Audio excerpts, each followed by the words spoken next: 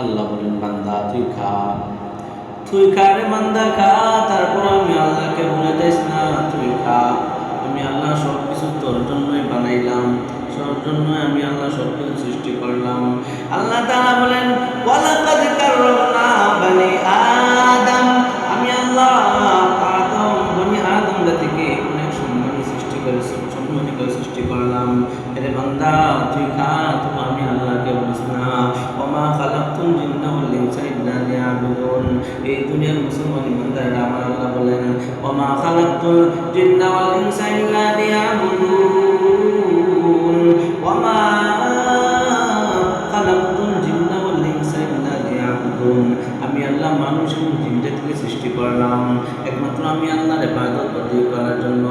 আমি আল্লাহর ইবাদত বন্দেগী যদি কোনো বান্দা করে এই দুনিয়ার জমিন থেকে বিদায় হয়ে চলে যেতে পারি, আমি আল্লাহ পাক রব্বুল আলামিন ওই বান্দাকে সুখে শান্তিতে কবরের জীবন জিন্দেগি দান করব।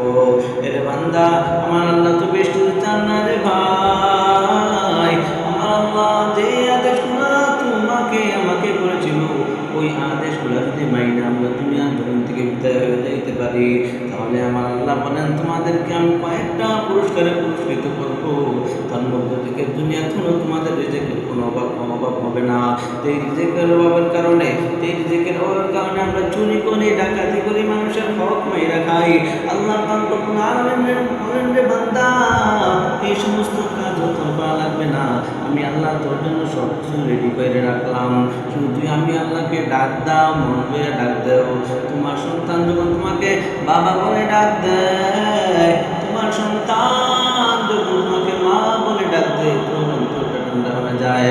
আমার আল্লাহ বলেন, রে বান্দা, ও বান্দা, তুই যখন আমি আল্লাহকে একবার আল্লাহ বলে ডাক দাও, আমি আল্লাহর অন্তরটা ঠান্ডা হয়ে যায় রে বান্দা। একবার হলো আমি আল্লাহকে ডাক দাও, আমি আল্লাহ তোরটাকে সাড়া দেবো। উদউনি আস্তাজিব লাকুম। আমি আল্লাহ তোমার ডাকে সবসময় সাড়া দিব।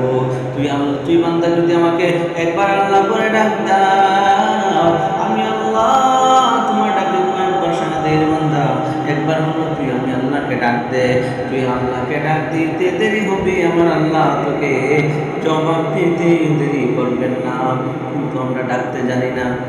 আল্লাহ পাক রব্বুল আলামিন আমাদের রবকে বেশি বেশি করে ডাকার তৌফিক দান করেন। সকলে বলে আমিন।